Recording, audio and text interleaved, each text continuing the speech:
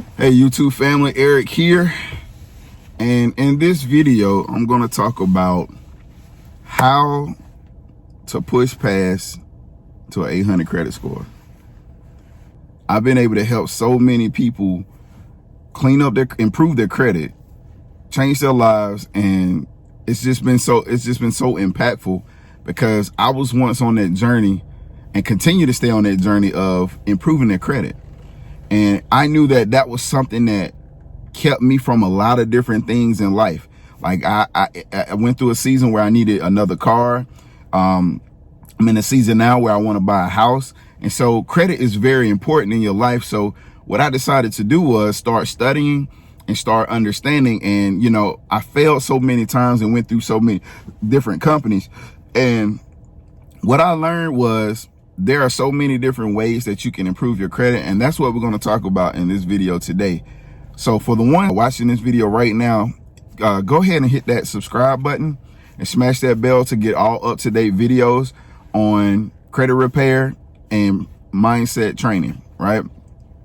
So if you stick around to the end, I'm going to give you tips on how to push past to an 800 credit score. So you're in a season right now where you may have a 700 credit score, right? Or you may have a 650 or whatever your credit score is. The best way to get to that 800 is a couple key things.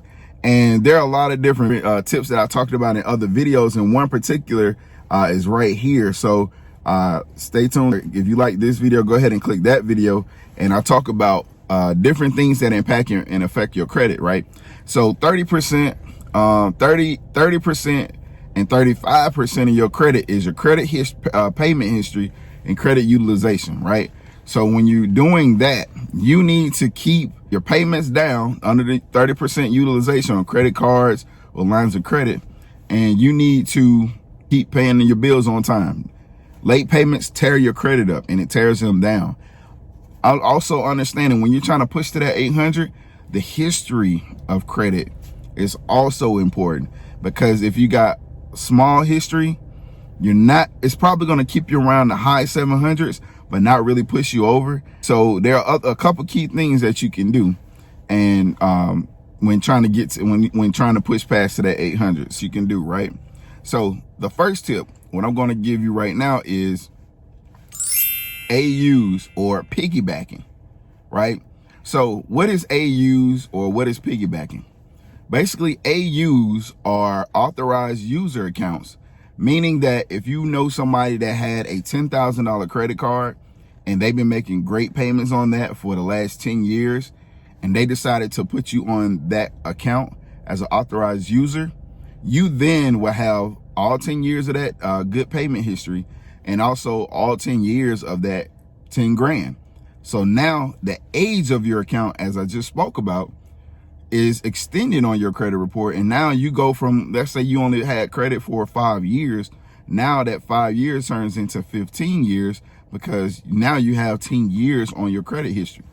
That looks great to loaners, lenders, mortgage lenders, you know, things of that nature that impact your credit, right? And so you can even, you know, find somebody. If you have somebody in your family, unfortunately I didn't, so I ran into that troubles. But this next tip I'm going to give you help with that when I didn't have anybody to actually put me on as an authorized user. Now, also understand this: if you're improving your credit right now, this is also a way to improve your children's credit, because this is the key. Let's say that once your kid turns 16, I think it's certain limitations to different accounts, but we'll use like a credit card. Let's say that the age is 16 or 16, right?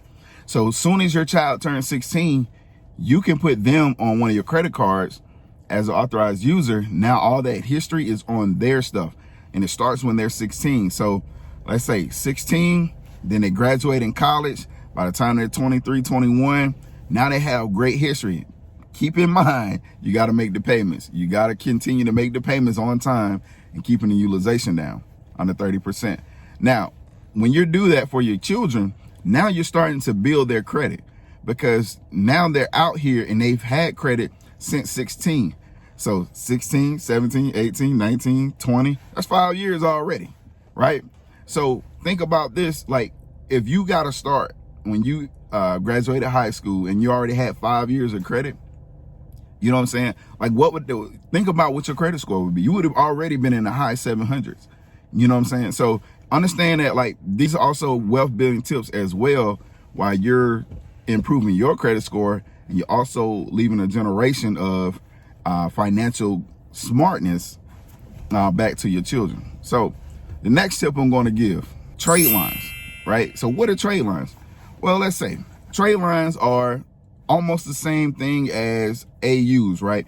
These are people that have credit cards or different kinds of accounts where they can add you as authorized users, right? Now, the difference between trade lines and authorized users is you're going to pay for trade lines. Basically, trade lines, you're going to buy trade lines and they're going to leave you on there for a certain amount of time. Usually they leave you on there for 90 to 120 days. And when you buy a trade line from someone, they're going to add you to those accounts, and it may be 3 to 4 or 5 accounts. Now you have $20,000 credit cards, $30,000 credit cards, $10,000 credit cards, $5,000 credit cards. All that credit and all the good utilization and all the payment history is now on your credit report. So within that 120 or 90 days, you can go out and it's as soon as those cards hit their statement dates, your credit is going to improve. It's going to shoot through the roof, right? And so what you're going to do is, in those, whatever you're trying to do, if you're trying to get a house, a home, or whatever you're trying to do, or get more credit cards, because that's actually going to help you later on, you can actually do that within that certain amount of time. So after doing that, after the 120-day period, you want to make sure you're doing smart decisions and smart things, right? So I'm going to do another video later, so stay tuned to what to do with trade lines and the smart way to go about it. So stay tuned to that video, but understand that you need to be making smart financial decisions. When you're on the road to improve, to push past to 800 credit score, you need to do everything disciplined. That is the third tip, being disciplined. When you're disciplined in your habits, in your life, the things that you're disciplined in become habits. Don't go out and buy a whole bunch of crap. Don't go out and overspend over the 30% utilization. Don't go out and because you done bought all this crap, now you don't have the money to pay for it, and now you're late on your payment because now you're going in reverse, and we call that hustling backwards. Like, you don't want to do that. So be sure to make smart financial decisions. Only stay under the 30% credit utilization. Spend only what you can pay back, right? Because before the due date, you want to pay that account off to $1 and leave $1 on that account. Don't ever pay it down to zero, right? Credit cards or whatever lines of credit that you have, leave at least $1 on that account, because that's still going to show that you're paying it off. Your balance is down under 30%. And also you're using that account. So they want to see that the action steps that are taken, right? So those are my 3 tips. You have AUs or piggybacking, you have trade lines, and you're going to make smart financial decisions, right? Those are my 3 tips for you today. So if you like this video, you're going to definitely love this video. And until the next time, be blessed.